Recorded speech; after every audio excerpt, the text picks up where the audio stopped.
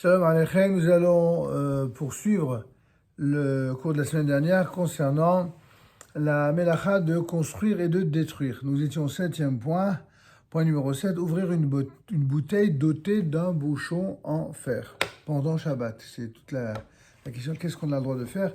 Certains décisionnaires considèrent l'ouverture d'un bouchon en fer comme la confection d'un ustensile réutilisable. Et donc, à ce titre, du fait qu'après son ouverture, il est possible d'utiliser ce bouchon dévissable à de nombreuses reprises, il préconise donc d'ouvrir le bouchon avant l'entrée de Shabbat. Si déjà on est obligé de faire un trou, etc., il préfère le faire avant Shabbat. À ne pas confondre avec la bouteille de vin classique et son enveloppe métallique comme ça. Ouais, il suffit de bouger, de l'enlever manuellement, ou alors s'il s'agit, comme vous l'avez dit, un bouchon à dévisser, ça, d'après personne, il n'y a pas le moins de problème pendant Shabbat. C'est pour ça qu'on le fait. Mais là où il peut y avoir problème, c'est s'il y a un bouchon qui est métallique et qui est tellement figé qu'il faudrait carrément faire un trou, ou alors utiliser un nouveau bouteille pour cela.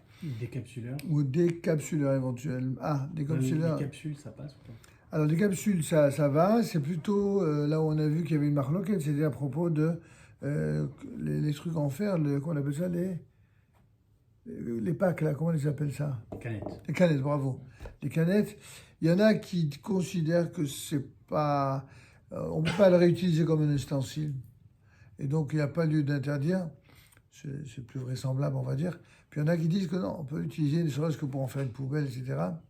Et donc, à cause de cela, les limiers de la halakha, ils vont chercher très loin, ils te disent que il vaut mieux, ça risque d'être ce qu'on appelle le Metaken Keli, et afin de pouvoir l'ouvrir et le fermer librement pendant Shabbat, alors ils évitent de le faire pendant Shabbat. Ils préconisent d'ouvrir le bouchon avant Shabbat. En cas d'oubli, ils recommandent de perforer le bouchon avant d'ouvrir, afin de le rendre impropre à une nouvelle utilisation. Et donc, c'est un paradoxe incroyable. Je me souviens, mon père, il avait des cheveux qui sautaient en l'air. Pourtant, il était un fin limier de la halakha. Mais de considérer que pour être sûr, pour s'assurer de ne pas en faire un kéli, de le trouer, etc., pendant Shabbat... Tu vas le trouver pendant Shabbat? Ouais, c'est ce que certains... Tu détruis l'objet. Ouais, comme tu détruis, mais pas dans le but d'en faire un objet pendant Shabbat, ce type de destruction-là, théoriquement, c'est vrai, serait permis. Mais moi, je fais partie de ceux qui trouvent ça un peu choquant, même si c'est théoriquement permis. On sait que les mélachot de Shabbat correspondent à des critères qui sont très techniques, qui sont très poussés, qui ont une raison d'être. Mais en même temps, on a une tendance quand même, de par la tradition que l'on a d'un vécu shabbatique, de considérer certaines attitudes comme étant des attitudes de mélacha, qui, même si techniquement elles ne sont pas assoura, elles ont l'air de quelque chose qui ressemble à de la vraie destruction que l'on ferait en semaine et qui n'est pas très shabbatique. Donc on a du mal avec ça. Même si certains l'autorisent, nous, on n'a pas l'habitude. En tout cas, si ceci est difficile, il y a lieu de permettre d'ouvrir le bouchon et de le jeter immédiatement après ouverture afin de prouver qu'on ne désire pas l'utiliser de nouveau. Donc toute l'idée, c'est de ne pas en faire de la récupération en tant que kéli. C'est clair ? Maintenant, néanmoins, de nombreux décisionnaires permettent d'ouvrir carrément, régulièrement un bouchon pendant Shabbat si on a omis de le faire avant Shabbat. Voilà, on est sauvé. Soit qu'on t'a donné chaud et finalement on te dit que... Alors, tout simplement parce qu'ils prétendent que le bouchon était déjà considéré comme un ustensile avant son ouverture, ce qui est vrai. Est-ce que vous utilisez, vous, une bouteille pour autre chose que ustensile pour déverser le contenu? Ça ne viendrait même pas à l'idée, n'est-ce pas? Cet acte n'est donc pas considéré comme la confection d'un nouvel ustensile du fait qu'il existait déjà avant Shabbat. Ça, c'est en tout cas l'opinion du Yechavedat, qui, là, pour le coup, il est très terre à terre et c'est repris également dans le Or Letzion du Rav Benzion Abba Shaul. En tout cas, de plus, l'interdiction s'applique pour les bouchons en fer qui se détachent d'une bague en aluminium lorsqu'on tourne le bouchon. Vous voyez un peu le style.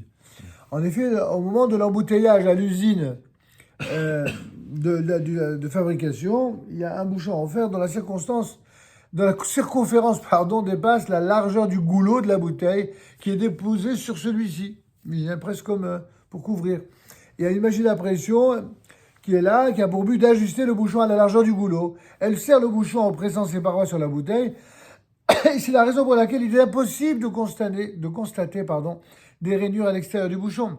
Eh bien, c'est cette même machine qui découpe la partie inférieure du bouchon sur toute sa circonférence, en dehors de quelques points qui lui permettent de se rattacher au bouchon. Et ceci en droit du bouchon. C'est cet élément qui constitue la bague métallique et qui reste attaché au goulot de la bouteille. Mais cette interdiction ne s'applique pas au bouchon en plastique. Du fait que le bouchon existait déjà à l'industrie dans sa totalité avant de l'enfiler sur le goulot de la bouteille.